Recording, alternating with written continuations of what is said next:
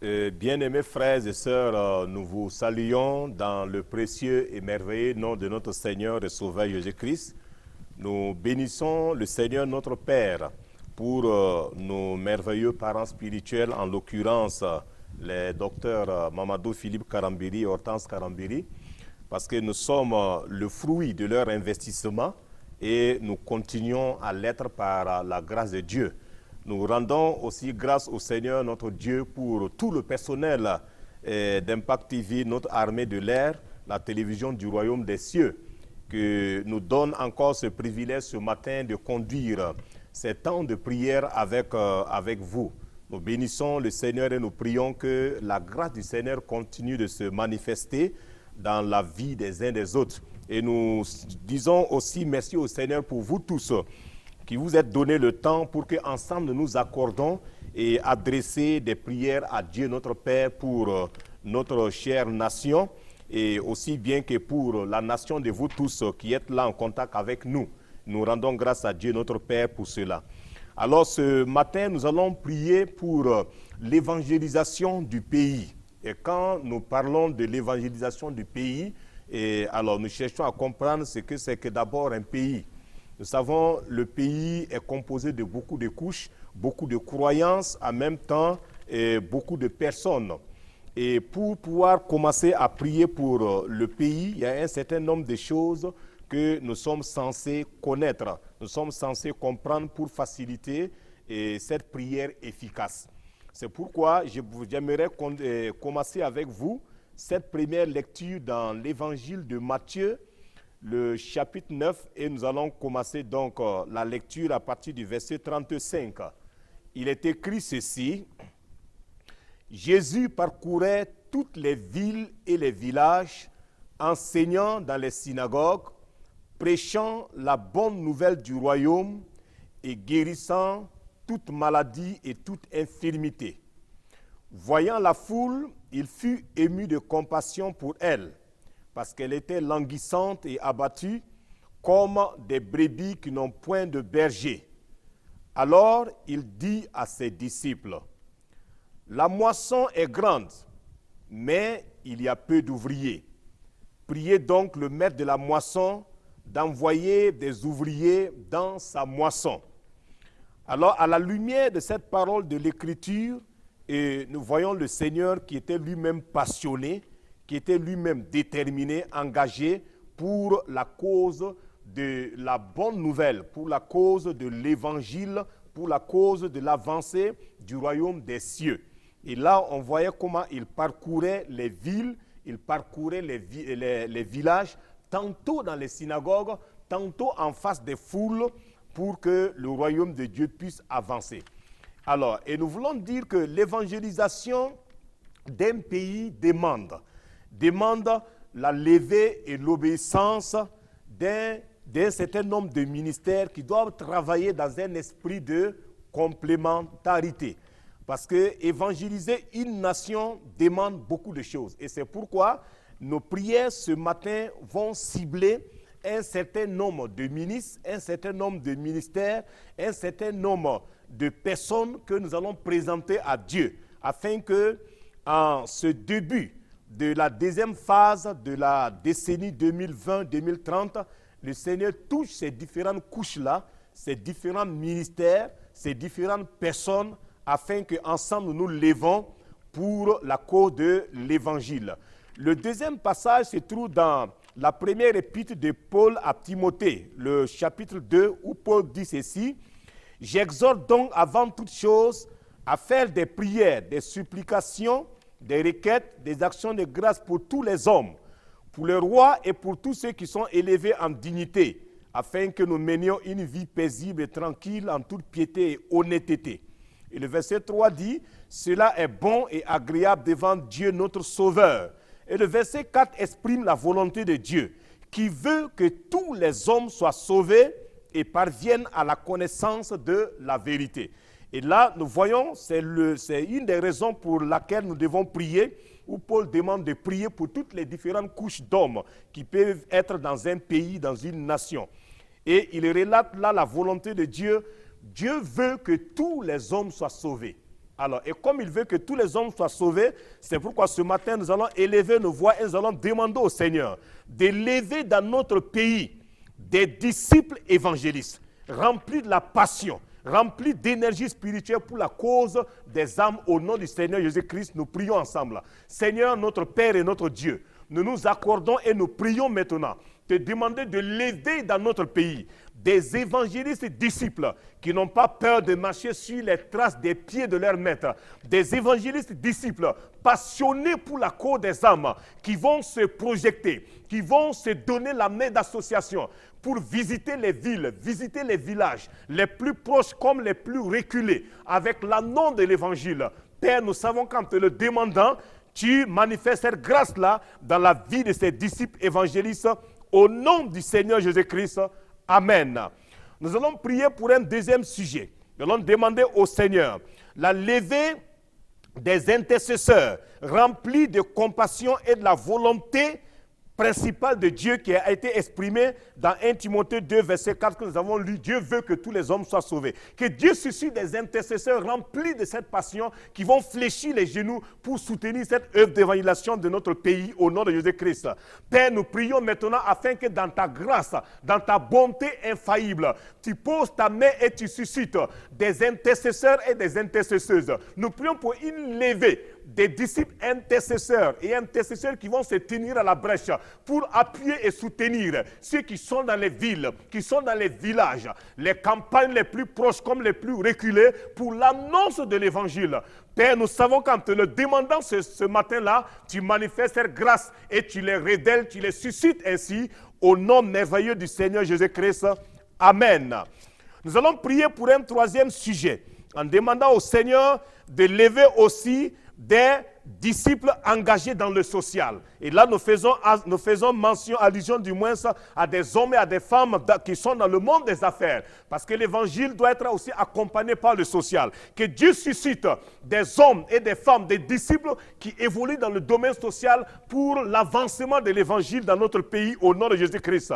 Notre Dieu et notre Père, nous prions afin que tu poses ta main, tu suscites, tu fais lever des hommes et des femmes que tu affectes, que tu envoies dans le monde des affaires, des hommes et des femmes au travers desquels le domaine social dans l'évangélisation va être pris en considération. Des hommes que tu bénis du point de vue financier, du point de vue matériel, des hommes dont les cœurs sont disposés, inclinés, prêts à soutenir l'œuvre de l'évangélisation au nom puissant du Seigneur Jésus-Christ. Amen et Amen. Nous allons présenter un quatrième sujet au Seigneur. Le quatrième sujet, nous allons demander au Seigneur de lever aussi des pasteurs au cœur de berger. Si des disciples évangélistes envahissent la nation, des intercesseurs les appuient, des hommes d'affaires sont prêts à les appuyer pour le social, alors ces disciples gagnés, ces âmes gagnées à Christ ont besoin des pasteurs qui ont le cœur de berger, des pasteurs qui vont les rassembler pour les équiper. Alors demandons au Seigneur qu'en cette année 2026, que le Seigneur suscite, le Seigneur fait lever aussi des pasteurs qui ont le cœur de berger, des cœurs qui ont un amour particulier pour la cause des âmes au nom du Seigneur Jésus-Christ.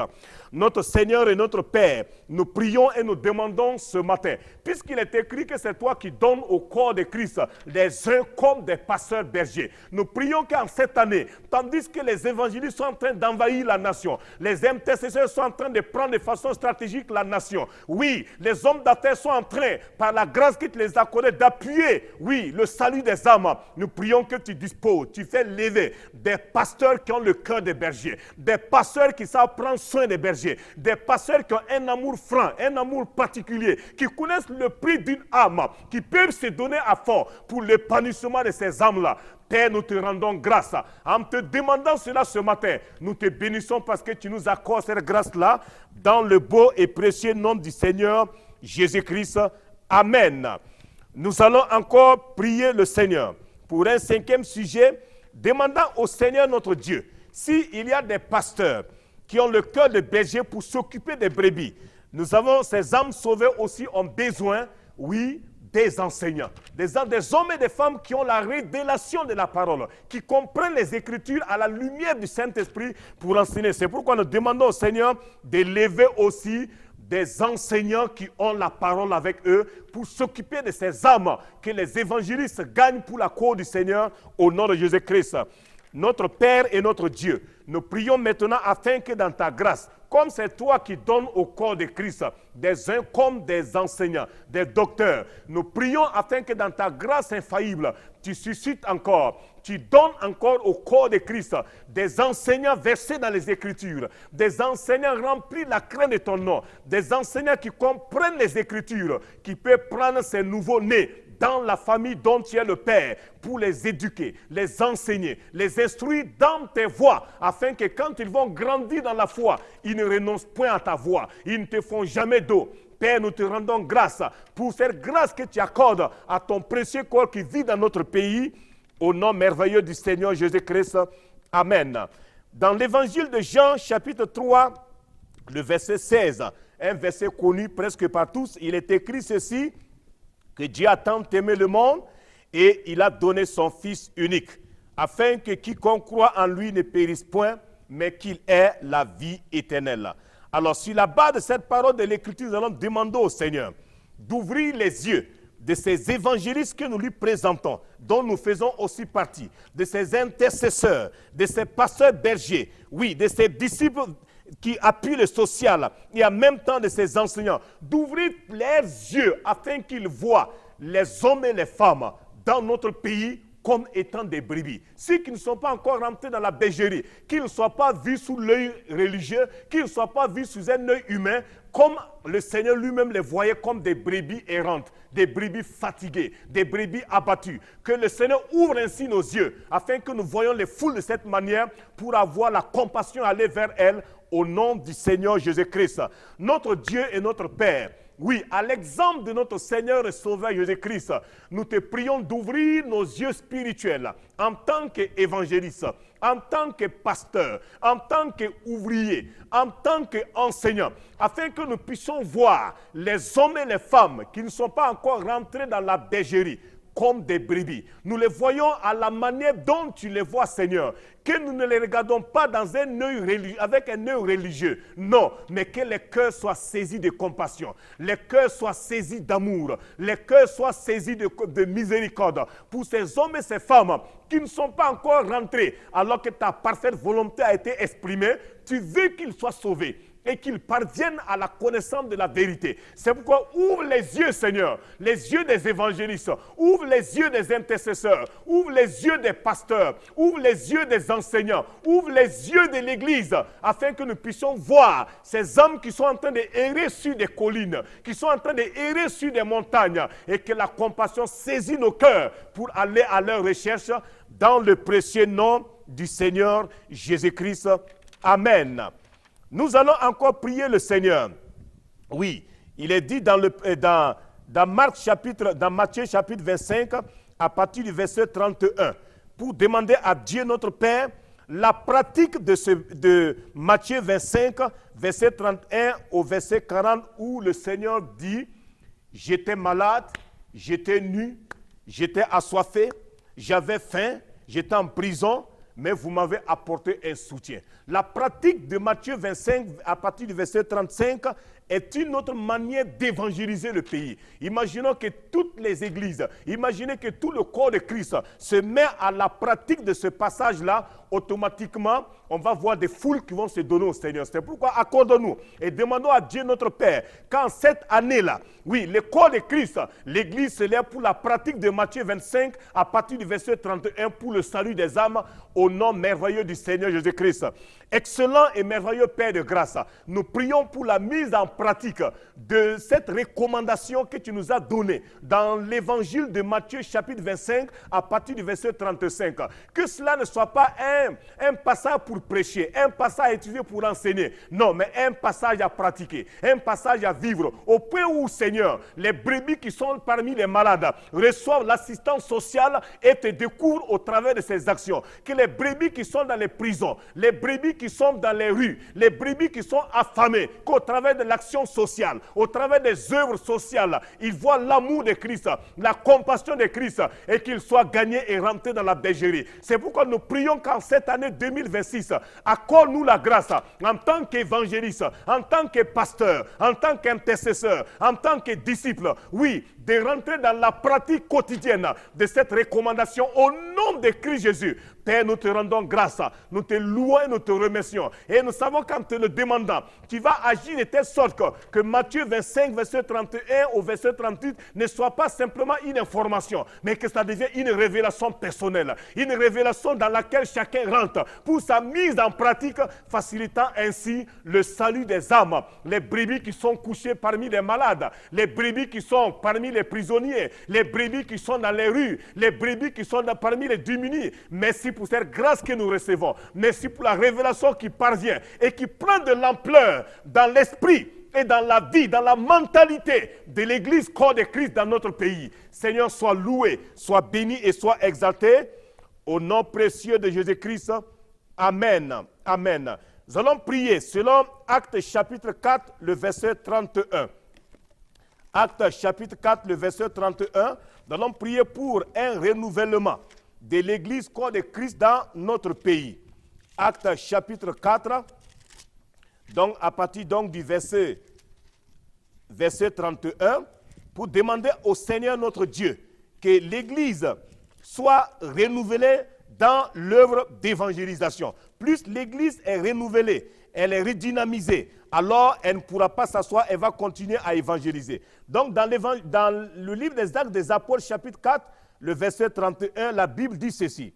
Quand ils eurent prié, le lieu où ils étaient assemblés trembla. Ils furent tous remplis du Saint-Esprit et ils annonçaient la parole de Dieu avec assurance. Dans le chapitre 2, ils avaient déjà été remplis. Mais au fur et à mesure qu'ils évoluaient, les épreuves, les réalités amenaient un découragement. Mais à un certain moment, ils ont été de nouveau remplis. Il y a eu un renouvellement spirituel. Donc nous nous accordons qu'en cette année 2026, le glorieux Saint-Esprit renouvelle l'Église corps de Christ dans notre pays pour qu'elle se lève pour la cause du salut des âmes au nom de Jésus-Christ. Merveilleux et précieux Père de grâce, nous nous accordons maintenant avec mes frères et sœurs partout où ils se trouvent pour élever l'Église, corps de Christ devant ton trône de grâce, demandant à ce que l'Église soit renouvelée. Les domaines dans lesquels l'Église est découragée ou est en train de passer par une intimidation quelconque, nous demandons une visitation surnaturelle du Saint-Esprit, une manifestation surnaturelle de la présence de l'Esprit au sein de l'Église, afin que toute forme de peur, toute forme de découragement, toute forme d'intimidation puisse quitter l'Église et que l'Église soit de nouveau remplie, l'Église soit de nouveau équipée et l'Église se lève comme une seule personne à l'exemple de Christ lui-même pour aller dans les villages, aller dans les villes, aller dans les campagnes, les plus proches comme les plus reculées, pour annoncer la parole de Dieu, pour annoncer le règne de Christ et manifester sa gloire. Sois béni et sois loué notre Père, au nom précieux du Seigneur Jésus-Christ. Amen, amen et amen. Nous allons maintenant demander à Dieu notre Père. Oui, nous demandons aussi que le Seigneur fait susciter aussi, toujours dans le cadre de l'évangélisation, des disciples prophètes. Quand nous parlons des disciples prophètes, nous ne parlons pas d'abord d'un ministère prophétique quelconque. Nous demandons au Seigneur, dans ce mouvement d'ensemble, pour la cause du salut des âmes, et que des âmes se donnent la foule, se rentrent dans les églises, encadrées par des pasteurs, enseignés par les docteurs, appuyés par l'œuvre sociale, en même temps dans des réalités, dans des circonstances, que Dieu suscite des disciples prophètes qui vont toujours donner la pensée fraîche, des orientations nouvelles, pour que les brebis sauvées ne soient pas permanemment dans l'ignorance, au nom de Jésus-Christ. Excellent Père, notre Dieu, nous prions maintenant, Rokanda Basharia, Ribabaraba Loshiki Mandokanda, Li Imando Sokondo Rodo Binabahanda, Ribabaraba Loya Sharia, Ribabaraba Loshikamando, Imaiskanda, Ribabado Kanda, Rianamalo Imaya Shedi, Ribabaraba Lokondo, Ribabaraba Lo Imaya Ishkendi Bilohondo, Mando Sokondo Rodo Binamashairia, sois élevé et sois béni notre Père, dans le nom du Seigneur Jésus-Christ. Amen.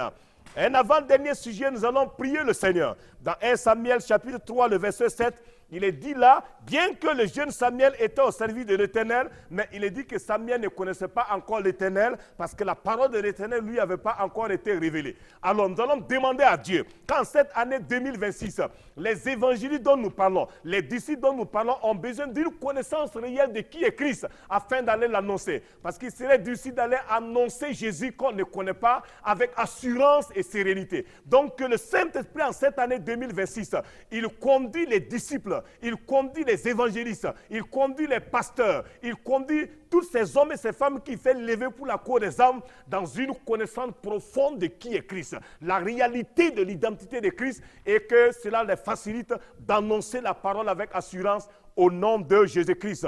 Excellent et merveilleux Père de grâce. Oui, à l'exemple de Samuel qui te servait mais sans te connaître, nous ne voudrons pas être de ces évangélistes qui sont en train d'évangéliser, sans connaître même la personne dont ils parlent pendant leur moment d'évangélisation. C'est pourquoi nous prions qu'en cette année 2026, le glorieux Saint-Esprit, l'Esprit de vie, l'Esprit de grâce accorde une révélation profonde, la révélation de façon diversifiée sur qui est Christ, afin qu'avec cette révélation de la connaissance de Christ, l'annonce de l'évangile soit efficace, l'annonce de l'évangile soit productif, l'annonce de l'évangile puisse avoir un impact réel sur nos contemporains au nom puissant de Jésus-Christ. Et merveilleux et glorieux Saint-Esprit, nous te faisons confiance, sachant qu'avec toi, en cette année 2026, les exploits dans le salut des âmes sont possibles. Les exploits dans la conversion des âmes à Christ est une chose réelle et pratique. C'est pourquoi nous te rendons toute la gloire dans le précieux nom du Seigneur Jésus-Christ. Amen. Nous allons maintenant élever nos voix et nous allons rendre grâce à Dieu notre Père pour ces temps de prière, ces sujets montés vers lui. Nous allons le dire merci. Nous allons le célébrer car tout ce que nous demandons et qui est en conformité avec sa volonté, nous savons qu'il nous écoute. Et comme nous savons qu'il nous écoute, nous possédons déjà ce que nous lui avons demandé. Prier pour le salut des âmes est de la parfaite volonté de Dieu notre Père. Alors rendons grâce au Seigneur pour ces âmes qui se convertissent par des foules, pour la levée de ces hommes et de ces femmes en cette année 2026 pour le salut des âmes au nom merveilleux de Jésus.